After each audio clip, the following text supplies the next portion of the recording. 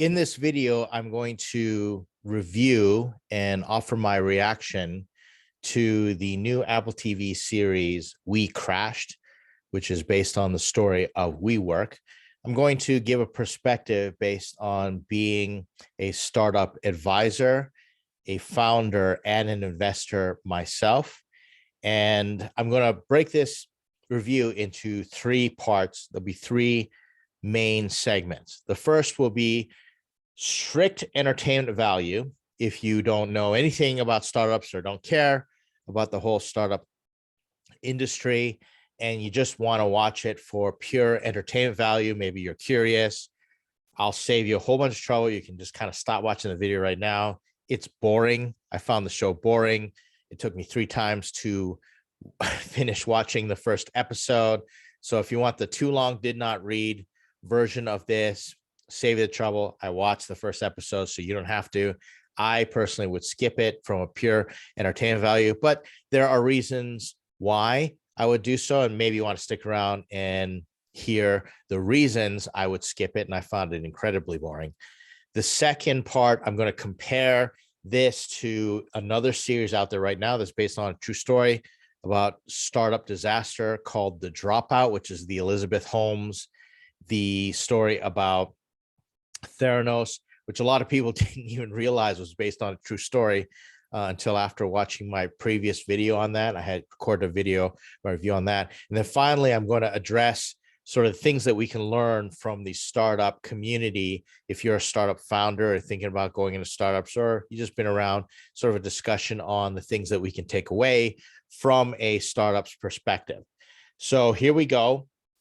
The Wework or We Crashed series is based on the rise and fall of Wework. Wework is a company that basically provides really swanky co-working spaces. It was the darling of Silicon Valley a few years ago, and it's been documented because of the $47 billion loss. It was a complete, utter, catastrophic disaster. So well documented. So of course, it's intriguing. They decided to make a series about it. And it is in the same vein as I'm going to talk about The Dropout, which was the series from Hulu. I watched it on Disney Plus about the Elizabeth Holmes story in Theranos, where recently she was convicted and she's going to prison for fraud, and how she kind of conned her way into becoming a billionaire. I think she became a billionaire at a certain point in time, and then building a $1 billion company, which was a complete, utter scam. And so another story, cautionary tale about Silicon Valley and the rise and fall of these, really big companies. And so the same vein. So these are coming out. I find it interesting that they're starting to do stories about this because they are quite interesting how it works. This is Adam Neumann, and he is the founder and was the CEO of Wework. Wework is still in existence today, and the We Crashed is pretty much the story about his life and what he did to make Wework into this darling, this rocket ship, and the first real estate unicorn technology company, if you will. And then the downfall. Or I haven't watched the full series yet, full disclosure, but it starts to unravel pretty quick at the beginning of the first episode. So this is Adam Neumann, and he's played by Jared Leto. I seem to be butchering these last names. And so there's Adam Neumann on the left, and then Jared Leto on the right. And it's just really weird. It's kind of unnerving to see the transformation and how they cast the character. And I don't know what they did. Well, first, Jared Leto, he usually has like a really nice, like a goatee or, a full beard thing going on. And you watch him in the trailers for the upcoming Sony Marvel movie, superhero movie, Morpheus. So it's kind of unnerving. And they must have done something with his eyelids, because, wow, it's sort of unnerving to look at him, but he does a good job in terms of the accent and what have you. So props to him. He definitely works to transform into the character of Adam Neumann. And then it also stars Anne Hathaway, and good looking couple. and they're touting it as kind of the romance, the $47 billion romance story, and they're trying to make it a romance, but it really falls apart on multiple levels. So the story itself is pretty much chronicling the rise and fall of WeWork, and sort of jumps around in different time. It has a non-linear time kind of format, jumping between the past and the present, what have you, to kind of give you that sort of origin story. So again, streaming on Apple TV. And so the main issue that I had with this is the creators of the show, and the reason I found it really hard to watch, and as I said, it took me 3 times to finish the first episode, was you can do like one of 3 things with this type of material. You can either have it sort of a rags to riches to rags story, which a lot of movies are all about. You can make it a romance story, set in a business setting, or you can make it sort of like that documentary, sort in the same vein of The Big Short, kind of giving an entertaining look to explain something that happened in real life. In this case, the rise and fall of WeWork. The problem is the creators of the show, and I don't know, I didn't look into who created the show or who's directing or writing, tried to do all 3. And to me, that's just, there's no identity to the show. You'd rather focus just on one, maybe have splashes of 2, maybe you can pull that off. But as I'm going to talk about in The Dropout, they just do a really good job of kind of explaining the pathology. And you're watching The Dropout, and it's all about just like a bizarre, it can't be true, sort of larger than life story and what goes behind it. And it's really fascinating. Look, they try and make it, try and make it combination, equal parts of a love story, rags to riches to rags, as well as something based on truth. And I just don't think that you can pull that off. I don't know if it's possible, but you just can't pull that off there. Where I think something that might have come close enough was The Social Network, but obviously that was a really, really good movie. But at the same time, it didn't go into sort of the romance. It was more like about sort of the rags to riches, but it was just a quirky on how Facebook became Facebook. So it was fun to watch. Didn't have that appeal. But here they're trying to get this romance between Anne Hathaway and Jared Leto. And yeah, they look great, fabulous as a couple, but it just wasn't good. And the major problem is I don't like the characters. I'm not rooting for them, not rooting for their romance. I think their romance or their relationship is just really shallow, might have been deep. I don't know. There was nothing in it. There was some really neat stuff where Jared Leto's Adam Newman character pursues Anne Hathaway, and he's absolutely persistent, and they don't like each other and all these things. And again, had some promise, because if you're going romance and this guy who's not successful and he's sort of just a shill for entrepreneurial things, just really a salesperson, and he's pursuing this girl who thinks she's all that and a bag of chips, and just very egocentric, and just the side of this culture where people are doing yoga, and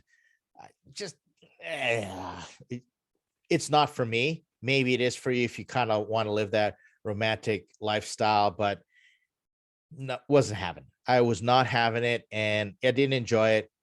And that's a major issue with this, is it just got boring. As I put, we watched and we bored big time. I was bored.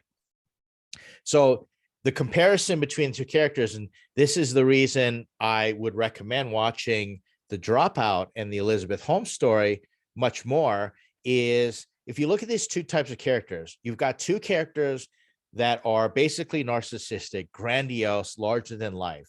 I'm going to argue that Elizabeth Holmes is more of a sociopathic character, where Adam Newman's, in the way they portrayed his character, seemed to have empathy and seemed to be able to relate.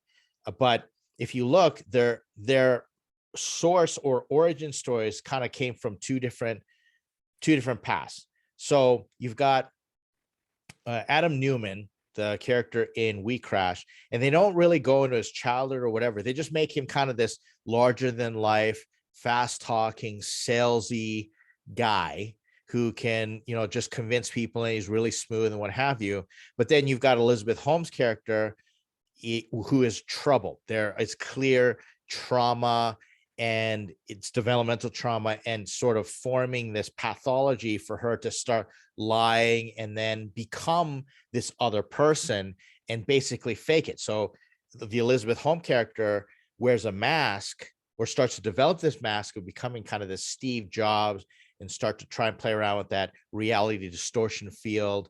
And you start off actually feeling quite sympathetic for the Elizabeth Holmes character, but the Adam Newman character, I just didn't like him. I wanted him to lose. I was not rooting for him. I wasn't like, yay, go type thing. And it's probably because they didn't like his romantic interest. Yay, he got the girl.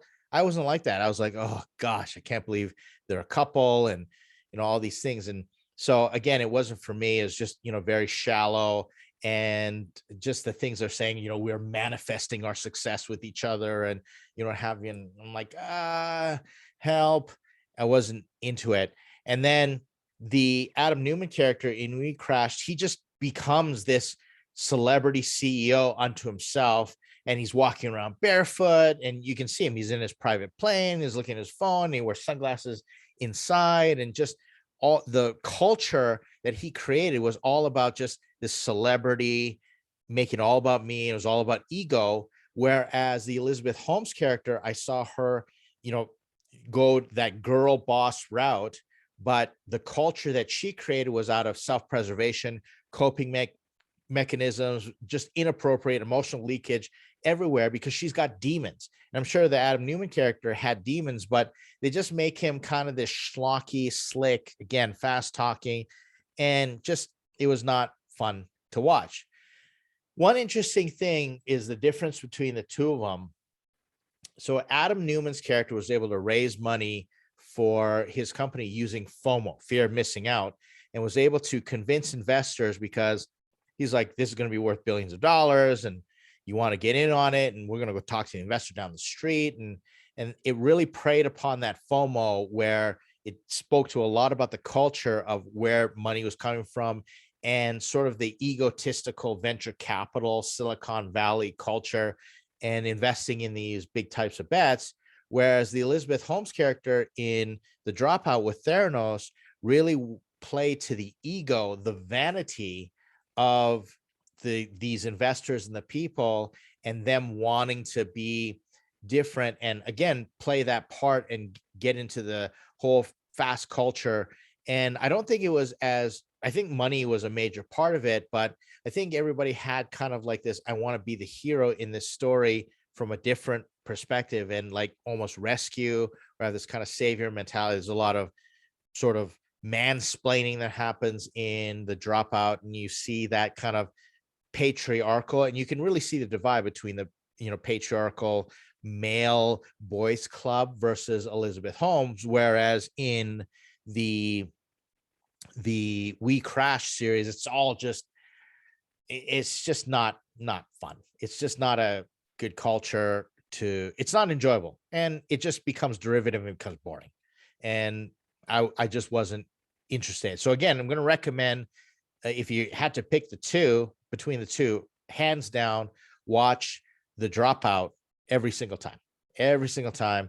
And I'm only, I think halfway through by episode 5, and I haven't watched the next one yet, and I'll continue sharing my reactions about The Dropout one. I liked it much better, and you can watch it right now, and much more. And it's just better written, better paced, better done. It's like watching a car crash, and you just can't look away. So much more entertaining on all levels.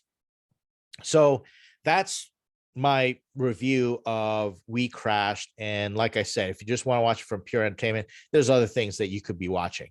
I admit I like more escapist type shows. I would just watch the Batman, and that was just total, get out of my head and just turn my brain off and watch an action movie. So I watch these because I'm trying to find, is there any value for us as founders in startups?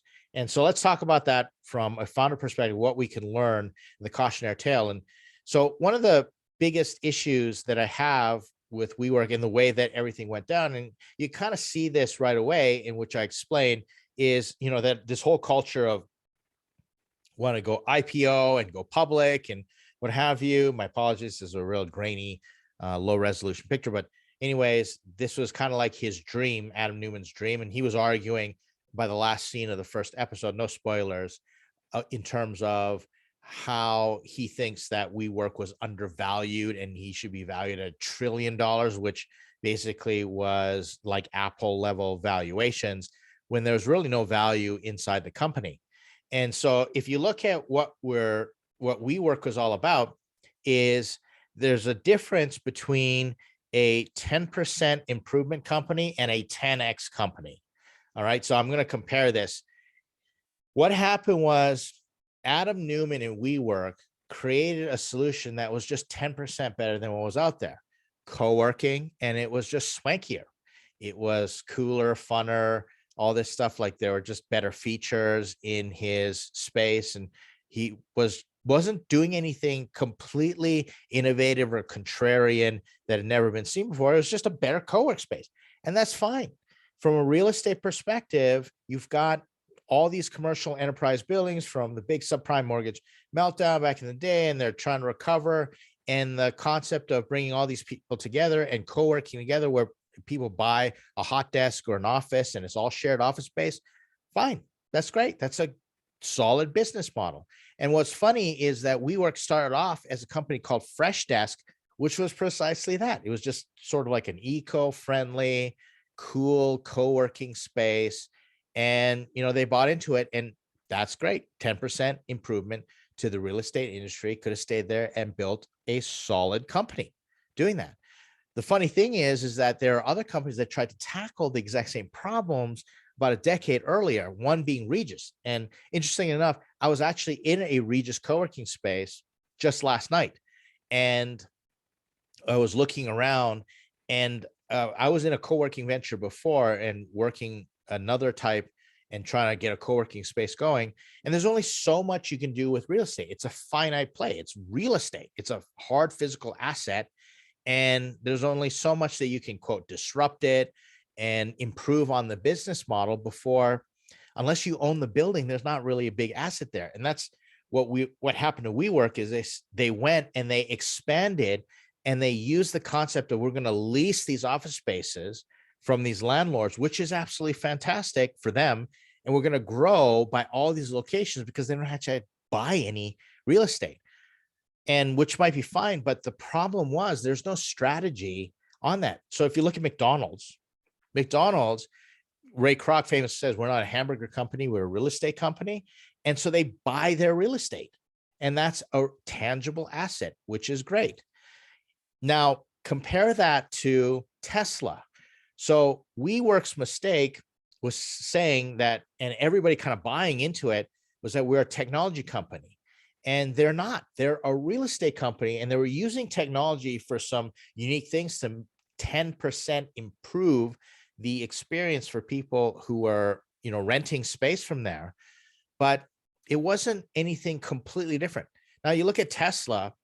One can argue Tesla's a car company, but it's not. They didn't go out to improve the car by 10%. They went out and built something completely new. If you just look at the way Tesla's designed, and they use first principles from the ground up, and it became a technology operating system that happened to make cars. But that's the reason Tesla's into all different types of technology now in terms of alternative energy, renewable energy. So Tesla's not a car company. It is a technology company, but it's building on top of sort of this operating system, this hardware operating system, creating an ecosystem around it. Where WeWork is, well, unless you're going to own the building, there's not much you can do as far as an asset. So again, as I said, real estate only scales so far in terms of a technological advantage, where if you look at this space, like what stops another company from going in and saying, we're just going to do the exact same co-working? The brand is only going to take you so far with WeWork. So the lesson that I'm trying to explain to founders, use this as a cautionary tale, is solve real problems. But if you are only solving the problem and making a 10% increase, well, that's fine. Stay there, but don't trick yourself into thinking we're a big technology company and raise all this capital and what have you. Just build a solid business. Nothing wrong with that whatsoever. But if you want to go the tech funding route and what have you, you're going to need something that's a 10x business that completely just uses technology and creates an innovative way to solve a problem. And Wework, what ended up happening, and this is a great, one thing I really took away, this is a great example of this, is where you have a solution looking for a problem. So there are scenes in WeCrashed where the Adam Newman, Jared Leto's character, he's trying to pitch two products. First product is a onesie with knee pads, okay, for a baby, because babies crawl and you may not think they need knee pads, but they do just for crawling. And the second was a collapsible shoe with a collapsible heel. All right. So, okay, you've created a solution, but is that really solving a problem? Do babies really need knee pads on their onesies? And do women really want a collapsible heel shoe? Like, is that really that important? Sure, it might be a solution to something. It's something that works, but it's not really solving a problem. So what Adam Newman did is he went and created just a better co-working space. And then they tried to shoehorn it into all these different to solve these different problems. Now, here's the interesting part about WeWork is that you would expect WeWork to have died during the pandemic, but it didn't. And this is where I would encourage any founder to look it up and see what they did. So they decided just to go, we're going to be a real estate company and we're going to bring people in and have people rent our spaces. But what they found, the problem that they found was not, we want co-working spaces. People wanted flexible spaces for this hybrid world. And what ends up happening is big companies contact WeWork and say, especially if they have 500 more employees, well, we want something where people can come and go and flexibility without us having to go and buy a building and retrofit a building and what have you. And they started adding a whole bunch of services to that to make people just entice people to rent there and then entice advertisers. They got all these screens and then they offer all these services, I believe, such as accounting and incubators and what have you. So they're serving the people and they're creating a better co-working space that's really a flexible work solution for the hybrid workplace. Absolutely fascinating. And I like it. It's just straightforward. And who wouldn't? That solves a great problem for the commercial real estate owner because they want someone to come in and commercialize their space. Absolutely fantastic. Is it a Silicon Valley unicorn, decacorn, darling company? No, it's not. It is not. Can it go public? Yes, but not at Silicon Valley, unrealistic valuations, a technology company, things like that, which is the reason Tesla trades so high, because they believe in the potential of technology completely blowing away anything else that's a 10% improvement. Tesla's trying to 10x, whereas WeWork, they're not doing anything special that way, but they're building a nice solid company and they're carving it back. And I believe WeWork is going to be just fine. But so is Regus, and other co-working spaces are going to take a page out of their book and keep expanding and growing. And that's just a really great business, and startup founders should really consider doing that before having all these kind of delusions of grandeur, if you will. And that may sound harsh, but it does exist out there where founders are not thinking of realistic solutions. And it's just, let's take a legitimate problem and solve it in earnest and create some value. And you know what, if it's not a unicorn or this and that, then don't worry about it. Just build a nice solid business. So that's sort of a solid business that makes revenue and is profitable. And so you don't have to be a startup anymore. You just be a nice solid business. And there's nothing wrong with that whatsoever. So if you're interested as a founder, go watch. It's a good look at the whole pixie dust and how if you spread that unicorn dust from Silicon Valley, gets into people's eyes and they get blinded. Took a while for everybody to get wise to the fact that WeWork lacked any strategy to create value. And it was almost back to the Web 1.0 days, back in the day when we are making it and spending obscene amounts of money just to get eyeballs into something rather than actually creating a value and profitability. Nobody was making any money. And it took a while for that bubble to pop. But guess what? With WeWork, the investors turned on WeWork pretty darn quick. But Adam Newman came out just fine. If you look, last I saw, I read a figure that said by the end of it, he had a net worth of $750 million or something like that. And the things that he didn't break the law.